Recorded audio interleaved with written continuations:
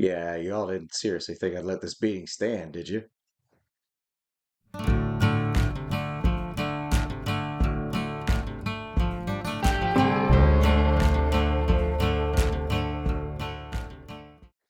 Hey there, everyone. Welcome back to the show. It's a Sunday, and that can only mean one thing. Time to roll some dice. This here's Soloplay Sunday, a program where I sit down at the table or desk, make some questionable tactical decisions, perform some bad voice acting, and hopefully amuse you all with my antics. Today we're traveling back to the world of Azeroth, the world of Warcraft, and a place of recent tragedy, the Valley of Trials. Here we lost our Volpira warrior to the enormous Scorpid, along with the peon he was supposed to be rescuing on his great quest. Yeah, things didn't go to plan, that's for damn sure. But here we are back, hopefully to avenge the crushing defeat of last Sunday. I was retelling the story to the wife, and she suggested, hey, why don't you have Corin have a friend like the archer guy in the movie? And I thought, it's not really a fun idea, but it really intrigues me too. Most of the time, I'm a meleeer. That is to say that I like charging in, getting in a good scrap with the monsters face to face. So I don't often get to enjoy life, what life is like for the ranged kind of characters. And that's what we're going to do today. Meet Oburtai. He's a Volpira hunter.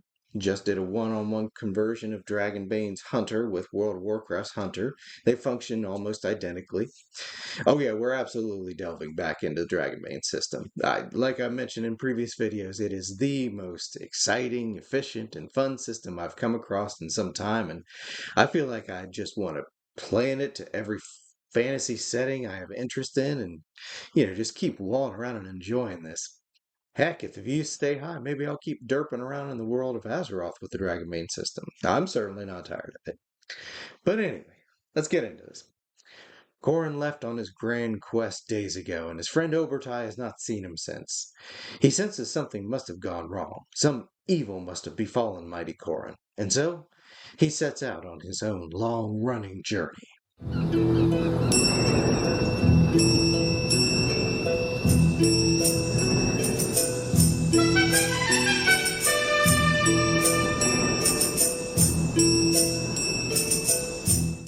Now, here among the denizens of the valley, he inquires after Corin. The members of the camp confirm Corin was here, that there was a peon that had been drug off by scorpions, and Corin had vowed to rescue the lost worker, but never returned. Obertai understands. He goes to the shaman and asks if there is magic that might bring a fallen soul back. And, this being the world of Azeroth, of course there is. They can enchant a totem to bring back the dead, but the magic therein will not last long, and Obertai must go speedily, locate fallen Corin quickly, or the magic will fade. So, we're blurring the lines a little bit here to introduce a timer on the adventure. We're going to keep track of the timer on the D6, the event dice, and once it reaches 6, the magic of the res totem will fade and be lost. So, there's a timer to this little adventure.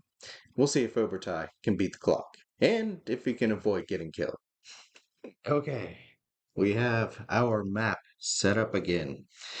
And forgive me, last time I didn't realize that my awesome wife had actually made cactuses and such. I found them in our tackle box full of setting material, environment material, and went, oh man, could have used those last time. But hey, we've got them now. That's the important thing. Anyway, we've got our event dice set to 1. Every time there's an unnecessary delay or such, we'll take it up. And of course, we got the timer. Once it reaches 6, the res totem runs out of juice, and we fail in our mission. So we've got Obertai. He's going to try to traverse the map, and we will check the end of it, see if he's found the cave. We'll check with the oracle. I've actually become a big fan of oracles, so that's probably going to be a video in and of itself. But anyway, let's get into this. All right, now, hey oracle, are there scorpions on the field? Oracle says yes. Okay, so we're going to roll a d3 for them, and we get one of them. Not bad. We can live with one.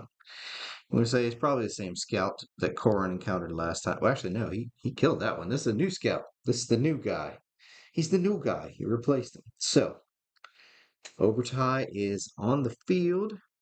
He's going to do his forward movement, take stock of the situation. Now, he does have spot hidden.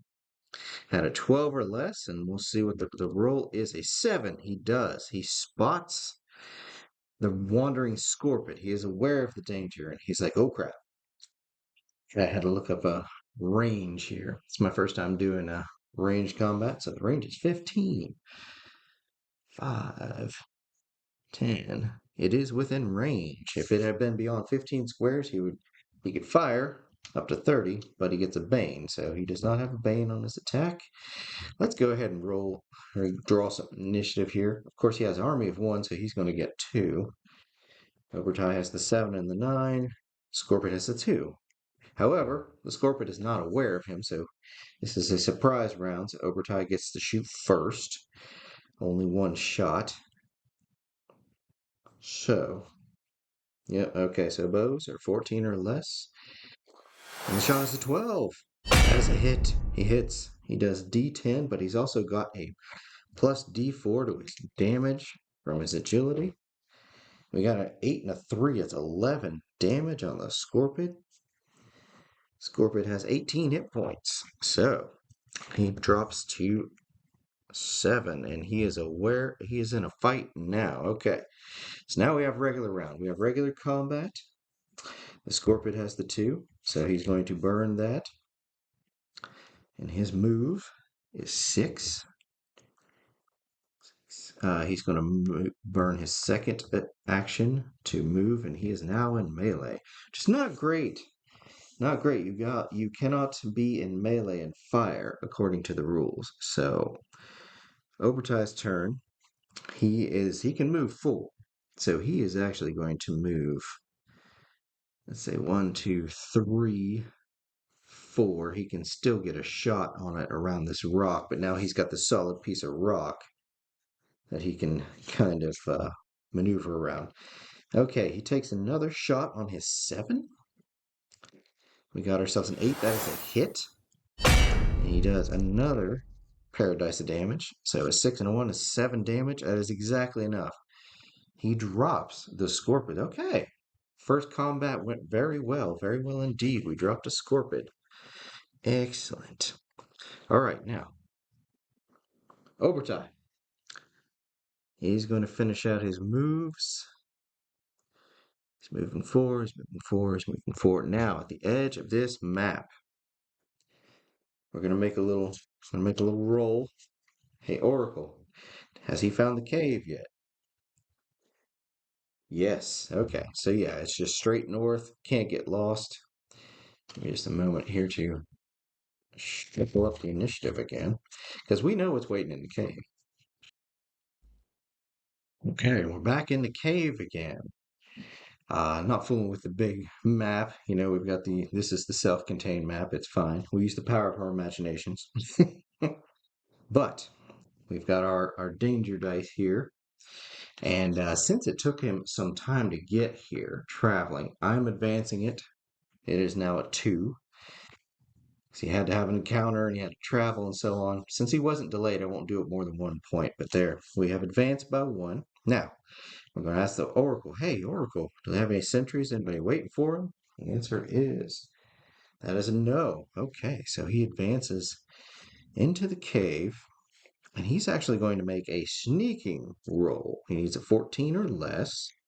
Rolls a 12. He is sneaking. So, I mean, yeah, he's doing really well so far. So he's sneaking in here. He does he see anything when he comes around the corner? That is a no. Okay, so there's no sentries, so he's going to go ahead and burn his next movement. Now, does he encounter anything on the bridge here? That is a yes. Now, Oracle, is it more peons or is it the big yes for the peons. Okay, so we've got some more little guys. Just one. Okay. So we've got a sentry here, but he's sneaking. So the sentry is not aware of him just yet. So this gives him a free attack. So we're going to go ahead and roll his free attack. And we'll see if he gets lucky and drops the thing. Doubt it. Oh, yeah, not with a 19. Okay, element of surprise is gone, and he missed. Good job. I'm doing the best I can.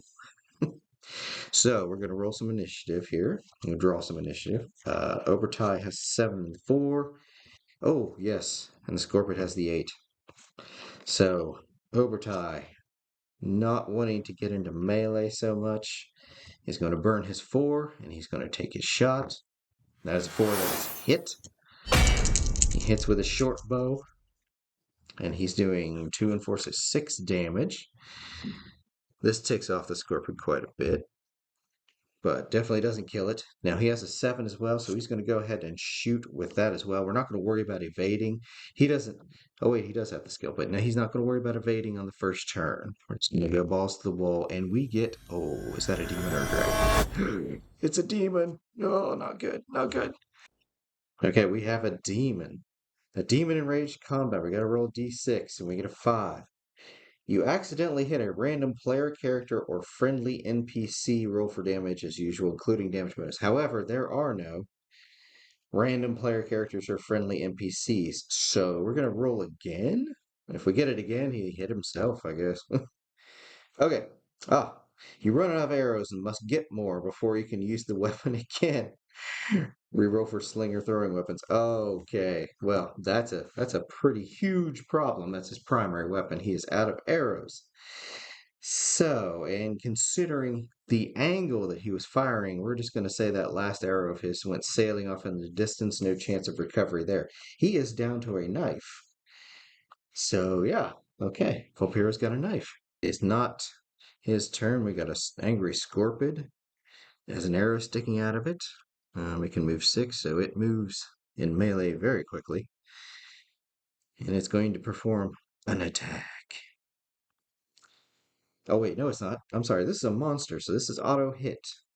And I have not adjusted it yet so that they have to roll to hit. So we're just going to do the normal. Okay. So we have a tearing attack. All adjacent foes suffer d8 piercing.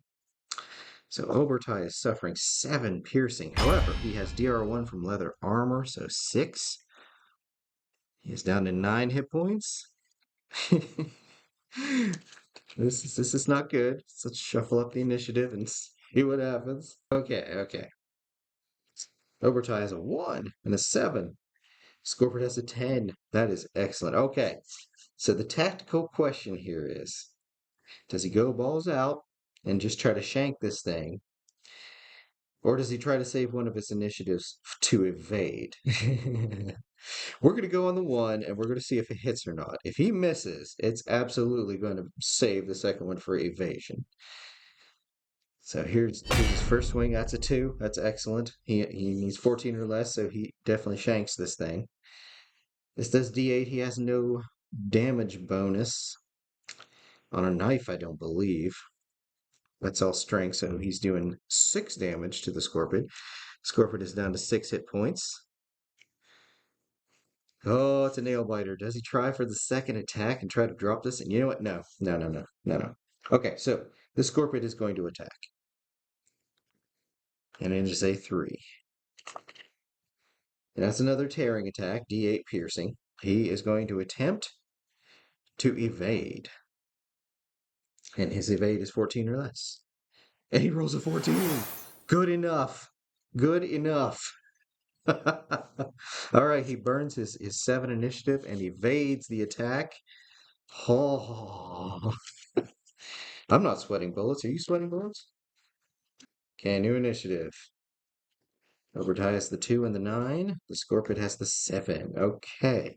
So Oburtai is gonna burn his 2, and he's gonna try to shank this thing. Oh, 11 is good enough. He's doing D8. He's doing 6. That drops it. Oh, me. Okay. Scorpid conquered. Yes. Okay, now, as a comment said on one of previous videos, when you roll it, I think it's a demon or a dragon, you put a little pip by your skill that rolled it, which would be bows. I'll have to double check that and make sure demons count. I think they do. I think that, but that's for advancement later. So we shall look into that and see after all is said and done. Shuffling up the initiative again because there's going to be initiative. Now, since around the corner there is nothing less or nothing left but this plateau, this cave plateau area. So let's go ahead and make another sneaking roll. Just real quick. 7, yes, he's still sneaking. So he proceeds in Oracle. Is the only thing left the elite? That is a no. Okay. So the elite bug is not alone. He's going to take a look, and we've got an elite bug and 3. Oh my goodness gracious! So we're going to say elite's back in this big part of the cave, and we're going to say elite has its little guard, and we've got some other ones milling about. So that's going to be a 4v1. He doesn't have his bow. So here's the thing. Here's the thing. You've got your totem. You can bring back your friend, but you have to get to him. And in order to do that, there are so many enemies. Well, at least it went better than last week. No, seriously, that was fun. And I'd just like to take a moment to give myself an attaboy for not trying to charge in there with Oburtai. That's absolutely always my urge to get in there, let the dice decide what happens. But that would have been just plain stupid. 3 regular monster attacks and an elite every turn, with the elite going twice because of its ferocity, too. Yeah, that would have been quick and messy. So, no, Oburtai's not going to do the stupid thing. He's going to do the smart thing. And this is the world of Azeroth, and folks can get a res. It's canon. So Oburtai is going to scoot back to the valley. He's going to put out a call for some friends to band together and go fetch Coran and that poor orc peon, which will give me an excuse to put together an actual party to play in Dragonbane, and that sounds like fun indeed. So what do you all think? Did I do the smart thing, make the right play? I felt like I did. In spite of it running contrary to my own internal nature, which is the heart of role playing, of solo playing, is to make the decisions the character would, not necessarily the player. So this felt like a victory today, even though we didn't accomplish our core goal. But tune in next week as Oburtai puts together a rescue party and we see if a solid group can get in there, clean out the dang scorpions, rescue our fallen friends. And that's all I got for today. I thank y'all for tuning in. Give me a moment of your time. I hope I entertained y'all with my antics and my buffoonery. And if I did, might I impose upon you for a like on your way out? And if you're enjoying what you see on the channel, why not subscribe? Feel free to ring the bell icon and let you know when I put out a video, and I do so multiple times a week, so there's bound to be something you all find entertaining. But thanks again to everybody who stopped by. Welcome everyone who subscribed lately. Absolutely love seeing the channel grow. Who knows how far it'll go? We'll find out. Now, it's Sunday, so get out there, roll some dice yourselves, watch a cartoon, put in a good movie, read a comic book, do something fun, make some memories, drink a little water, and as always, have a good one.